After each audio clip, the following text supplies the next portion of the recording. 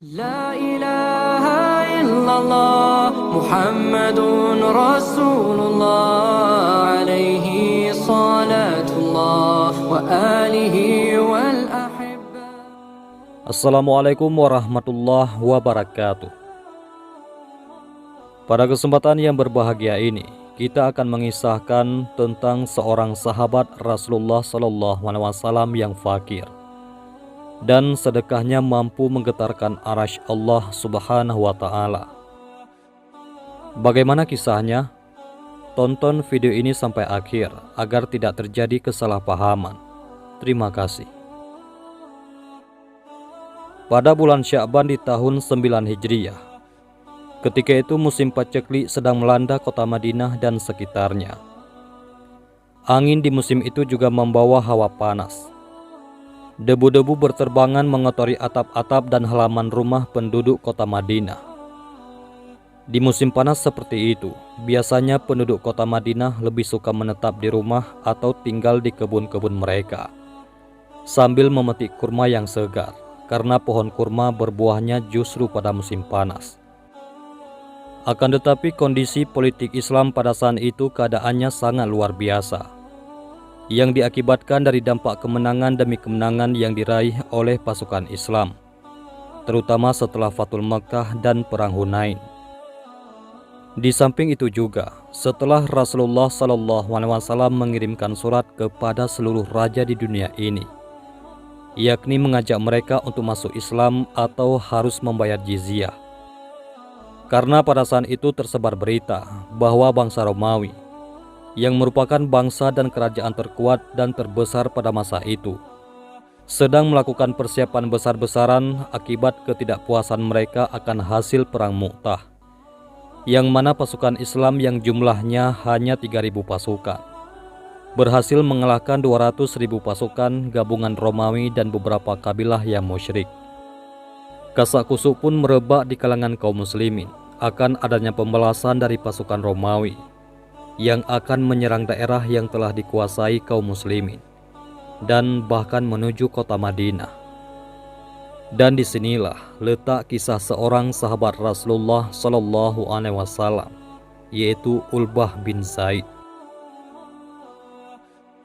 Dia diselipkan oleh catatan sejarah di dalam peperangan Tabuk, yang nantinya perang ini merupakan peperangan terbesar antara kaum muslimin dengan Kaisar Romawi.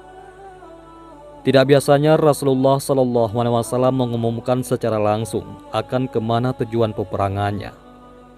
Biasanya kalau berperang ke arah timur, maka Rasulullah SAW bertanya kepada sahabatnya tentang arah barat dan seterusnya.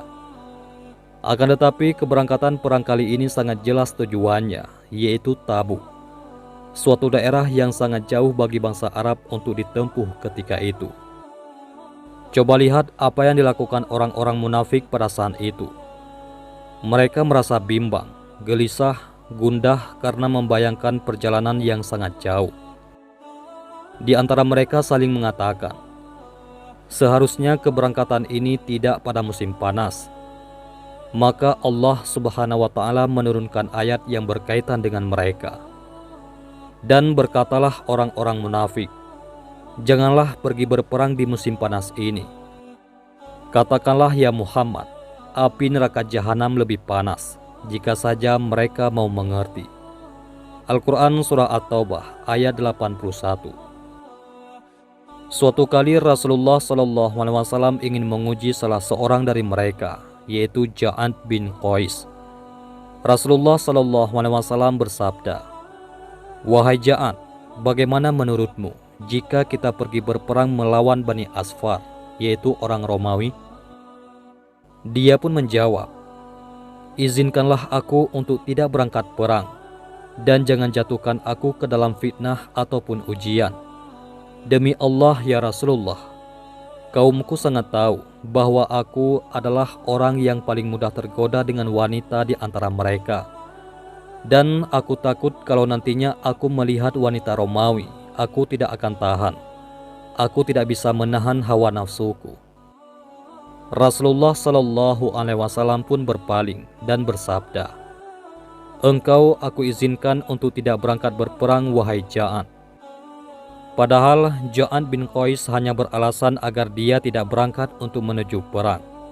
Dan dia beralasan takut tergoda oleh wanita Romawi. Padahal tujuannya yang sebenarnya adalah supaya dirinya tidak berangkat berperang pada musim panas tersebut. Maka Allah Subhanahu wa Ta'ala menurunkan ayat Al-Quran yang artinya, di antara mereka ada orang yang berkata, "Berilah aku izin tidak pergi berperang, dan janganlah engkau Muhammad menjadikan aku terjerumus ke dalam fitnah." Ketahuilah bahwa mereka telah terjerumus ke dalam fitnah, dan sungguh Jahannam meliputi orang-orang yang kafir. Al-Quran Surah At-Taubah ayat 49. Berbeda keadaannya dengan kaum muslimin. Begitu mendengar seruhan jihad di jalan Allah Subhanahu wa Ta'ala, mereka berbondong-bondong memenuhi kota Madinah dari seluruh penjuru negeri. Bagaimana tidak, mereka berbondong-bondong berjihad di jalan Allah. Sedangkan gerbang surga yang luasnya seluas langit dan bumi akan dibukakan untuk mereka. Bagaimana mereka tidak berhasrat untuk berangkat jihad, sementara mereka tahu bahwasanya jalan tercepat masuk surga adalah dengan jihad. Lalu badan mereka tertusuk, tercabik, dan memuncratkan darah. Kalau mereka gugur sebagai syahid, lantas para malaikat merebut menaikkan ruh mereka ke langit. Wahai orang-orang yang beriman, sukakah kamu aku tunjukkan suatu perniagaan yang dapat menyelamatkan kamu dari azab yang pedih? Yaitu kamu beriman kepada Allah dan Nabi-Nya dan berjihad di jalan Allah dengan harta dan jiwamu. Itulah yang lebih baik bagimu jika kamu mengetahui. Al-Quran Surah As-Saff ayat 10-11. Terngiang-ngiang di telinga mereka akan ayat-ayat yang berhubungan dengan jihad, yaitu ayat-ayat jihad. Sesungguhnya Allah telah membeli dari orang-orang mukmin diri dan harta mereka dengan memberikan surga untuk mereka. Mereka berperang pada jalan Allah, lalu mereka membunuh atau terbunuh, sebagai janji yang benar dari Allah di dalam Taurat, Injil, dan Al-Quran. Al-Quran Surah At-Taubah ayat 111. Ayat-ayat ini benar-benar hadir di dalam hati mereka. Kenapa hadir di hati mereka? Bukankah ayat yang sama juga kita mendengarnya sebagaimana mereka mendengarnya dahulu? Akan tetapi berbeda efeknya. Yang membedakan antara kita dan mereka adalah telah ada dan hadir kehidupan akhirat di dalam kehidupan duniawi mereka. Sedangkan kita terlalu cinta kepada dunia dan menyelimuti hati kita. Memang kaki mereka masih menyentuh tanah, badan mereka pun masih bersentuhan dengan alam dunia nyata. Akan tetapi ruh mereka sudah bersiap-siap menjangkau surga. Alam pikiran mereka telah terasa sujud di bawah Arasy. Berbondong-bondong mereka ke kota Madinah. Mereka tahu bahwa Rasulullah Shallallahu Alaihi Wasallam membutuhkan bantuan umatnya. Maka Rasulullah mengajak para dermawan untuk menginfakkan hartanya demi keberangkatan pasukan prihatin ini, yaitu Jaisul Usrah, pasukan di masa sulit. Kenapa disebut pasukan prihatin? Bagaimana tidak, keadaan mereka sangat miskin. Di saat musim paceklik, satu unta harus bergantian untuk 18 orang pasukan perang. Makanan mereka adalah dedaunan agar sekalian dapat airnya. Bahkan terkadang harus memotong seekor unta agar dapat air dan makanan sekaligus. Bahkan orang-orang yang tidak mampu, tidak memiliki apa-apa dan miskin, juga datang kepada Rasulullah Sallallahu Alaihi Wasallam berharap dirinya hanya diikut sertakan dalam peperangan, yaitu perang Tabuk, meminta kepada Rasulullah bekal peperangan agar dia bisa ikut perang, termasuk juga Ulbah bin Zaid radhiyallahu anhu. Allah Subhanahu wa Ta'ala berfirman, "Dan tiada pula berdosa atas orang-orang yang apabila mereka datang kepadamu, supaya kamu memberi mereka kendaraan, lalu kamu berkata, 'Aku tidak memperoleh kendaraan untuk membawamu.' Lalu mereka kembali, sedang mata mereka bercucuran air mata karena kesedihan. lantaran mereka tidak memperoleh apa yang akan mereka nafkahkan. Al-Quran Surah At-Taubah ayat 92. Maka perasaan itu tersebulah pada Ulbah bin Zaid Al-Harisi, seorang yang sangat fakir, tidak memiliki apa-apa di atas dunia ini. Seorang dari golongan Ansar, dari kabilah Aus. Tatkala dia menyaksikan kesibukan kaum muslimin dalam persiapan jihad ke Tabuk, melihat seluruh muslimin dari berbagai pelosok negeri tinggal dan menetap di tanah kelahirannya, yaitu Madinah, datang berbondong-bondong kemudian memasang kemah, sambil membawa apa yang mereka miliki dari senjata dan kendaraan. Dia juga melihat transaksi di pasar-pasar Madinah. Banyak transaksi yang terjadi, dialog perhubungan dengan persiapan perang. Dari mulai kuda, unta, panah, pedang, tameng, besi, dan lain sebagainya. Dia menyaksikan itu semua dengan kesedihan yang sangat mendalam. Semua orang telah membeli perlengkapan perangnya, sedangkan dirinya apa yang dia mau persiapkan. Kalau hendak membeli, mau beli pakai apa? Uang 1 dirham pun dia tidak punya. Apalagi pagi itu dia mendengar Rasulullah SAW bersabda, "Barang siapa yang membantu perbekalan pasukan kesulitan, Allah mengampuninya dan baginya surga." Maka semakin terbenamlah serasa dirinya ke dalam bumi. Hancur luluh rasa hatinya. Semua orang mendapatkan surga, kecuali dirinya sendiri. Semakin panas dingin badannya mendengar Rasulullah SAW bersabda, demi melihat kefakiran dirinya. Ditambah lagi Rasulullah SAW mensyaratkan, siapa yang mau ikut berperang harus membawa alat dan kendaraan perang sendiri. Dilihat juga oleh Ulbah bin Zaid ketika dia duduk di Masjid Nabawi. Dia melihat Rasulullah SAW dikelilingi oleh para sahabat. Tiba-tiba datang Abu Bakar radhiyallahu an sambil membawa semua harta yang beliau punya, sejumlah 4.000 dirham.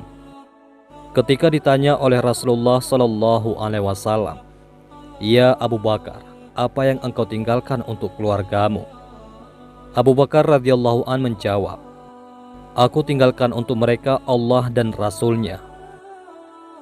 Rasulullah SAW pun bersabda, "Tidak ada harta yang paling bermanfaat bagiku sebagaimana bermanfaatnya harta Abu Bakar."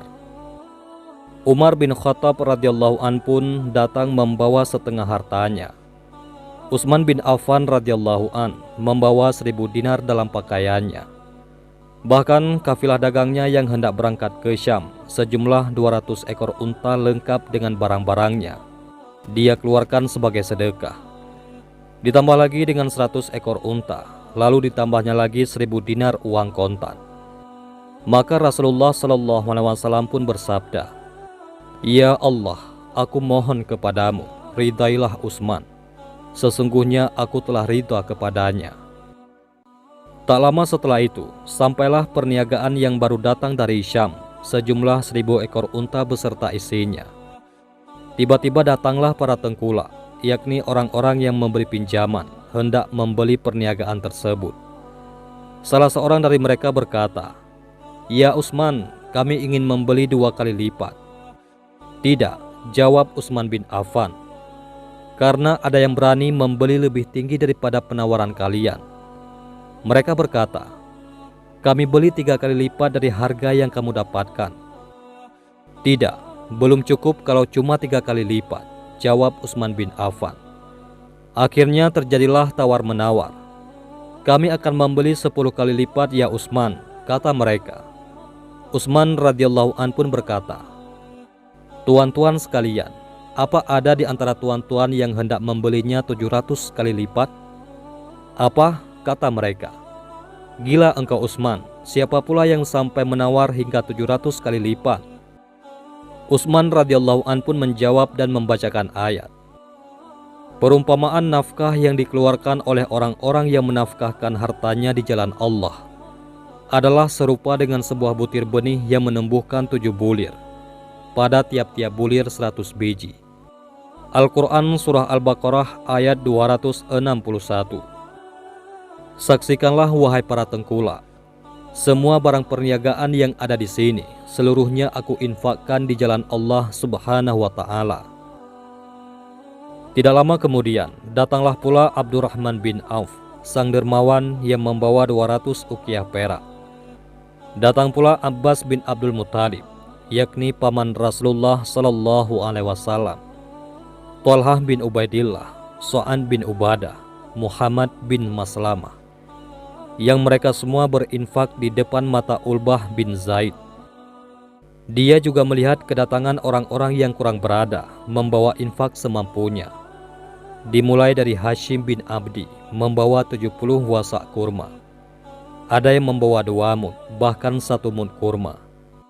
Tidak satupun kaum muslimin yang tidak memberi, kecuali kaum munafikin.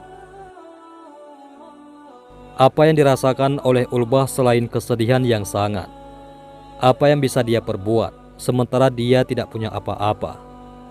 Sementara orang lain berbondong-bondong berinfak di jalan Allah untuk perang Tabuk. Melihat hal itu, pulanglah Ulbah membawa semua kesedihannya. Ulbah pulang membawa kesedihan karena teringat akhirat. Adakah zaman sekarang ini sosok seperti Ulbah? Ia memikirkan kemana nantinya hendak dia ditempatkan di akhirat. Apakah di surga atau ke neraka? Kalau ternyata di surga, di tempat yang mana? Tingkatan keberapa? Dan bersama siapa? Ketika senja telah berlalu dan malam pun tiba, Ulbah berusaha memejamkan matanya. Tetapi bagaimana mau dipejamkan, sementara hati masih berdebar-debar, pikiran masih galau. Apa yang bisa dilakukannya selain membolak-balikkan badannya di atas tikar yang lusuh hingga tengah malam? Akhirnya dia bangkit dan timbul sebuah ide, yakni sebuah pikiran dalam dirinya yang kiranya apabila dia melaksanakan idenya ini, mudah-mudahan dapat mengurangi kegundahan hatinya. Lantas Ulbah radhiyallahu an berwudu dan melaksanakan sholat malam. Apalagi yang bisa dilakukan oleh orang yang sengsara dan bersedih hati selain bermunajat kepada Allah Subhanahu wa Ta'ala yang Maha Pemurah. Di dalam sholatnya, dia pun menangis. Dia sebutkan kefakirannya. Dia sebutkan kelemahannya. Dia sebutkan ketidakberdayaannya. Dia meminta kepada Allah dengan sangat karena kefakirannya dan ketidakmampuannya berinfak pada persiapan perang Tabuk ini, menggeserkan kedudukannya dibanding sahabat-sahabatnya kelak di surga. Ya Allah, Engkau perintahkan kami untuk berjihad. Engkau perintahkan kami untuk berangkat ke Tabuk. Sedangkan Engkau tidak memberikan aku sesuatu apapun untuk bekal berangkat berperang bersama Rasulullah Sallallahu Alaihi Wasallam. Maka malam ini saksikanlah ya Allah, sesungguhnya aku telah bersedekah kepada setiap muslim dari perlakuan zalim mereka terhadap diriku. Maka inilah kehormatanku, aku infakkan di jalanmu. Jika ada seorang muslim menghinakan dan merendahkan diriku, maka aku infakkan itu semua di jalanmu ya Allah. Tidak ada yang dapat aku manfaatkan sebagaimana orang lain telah berinfak. Kalau sekiranya aku punya sebagaimana mereka punya, akan aku infakkan di jalanmu. Maka yang aku punya hanya kehormatan sebagai seorang muslim. Kalau engkau bisa menerimanya, maka saksikanlah. Kehormatan ini aku sedekahkan untukmu malam ini. Alangkah jernihnya doa itu keluar dari hati seseorang yang tidak memiliki apa-apa di dunia ini kecuali kehormatannya. Alangkah teduhnya ucapan itu di malam hari yang gelap. Ucapan yang lirih namun tinggi nilainya, terangkat ke langit ketujuh, menggetarkan arasy Allah Subhanahu wa Ta'ala. Keesokan paginya, saat subuh menyapa, Rasulullah Sallallahu Alaihi Wasallam memimpin sholat berjamaah. Hadir pula Ulbah bin Zaid, namun ia telah melupakan air mata yang tadi malam bercucuran di atas tikar lusuhnya. Ia lupakan karena telah dibasuh oleh air wudhu yang suci dan menyegarkan. Akan tetapi, Allah Subhanahu wa Ta'ala tidak pernah lupa. Allah Subhanahu wa Ta'ala tidak pernah menyia-nyiakan doa seorang hamba yang datang kepadanya dengan hati yang penuh pengharapan dan keikhlasan. Apa yang terjadi di tempat yang sepi itu, di malam yang gelap, telah dikabarkan oleh Allah kepada Rasulnya melalui malaikat Jibril. Setelah sholat, Rasulullah SAW berdiri dan bertanya, "Siapa yang tadi malam telah bersedekah, hendaklah ia berdiri." Semua jamaah saling berpandangan. Tidak ada seorang pun yang berdiri, karena tak seorang pun merasa telah bersedekah malam tadi. Termasuk Ulbah bin Zaid, ia pun tidak menyangka bahwa tindakannya itu dihitung sebagai sedekah. Namun Rasulullah SAW mendekati Ulbah dan bersabda, "Sesungguhnya wahai Ulbah, sedekahmu tadi malam telah diterima oleh Allah Subhanahu wa Ta'ala sebagai sedekah yang makbul." Ucapan itu bagai halilintar yang menyambar hatinya, bukan karena marah, tetapi karena terpukul oleh haru dan bahagia yang tak terkira. Ia sama sekali tidak menyangka, bahkan tidak menganggap bahwa dirinya telah melakukan sesuatu yang layak disebut sedekah. Cahaya kebahagiaan memancar dari wajahnya. "Benarkah ya Rasulullah? Benarkah sedekahku tadi malam yang tidak ada apa-apanya itu diterima oleh Allah Subhanahu wa Ta'ala?" Dengan penuh penasaran seolah-olah tidak percaya, maka Rasulullah SAW menyerahkan 6 ekor unta kepada Ulbah bin Zaid dan 7 orang temannya untuk berangkat ke medan jihad, yakni peperangan Tabuk. Peperangan yang atas izin Allah dimenangkan oleh kaum muslimin ditandai dengan menyerahnya negara-negara boneka Romawi.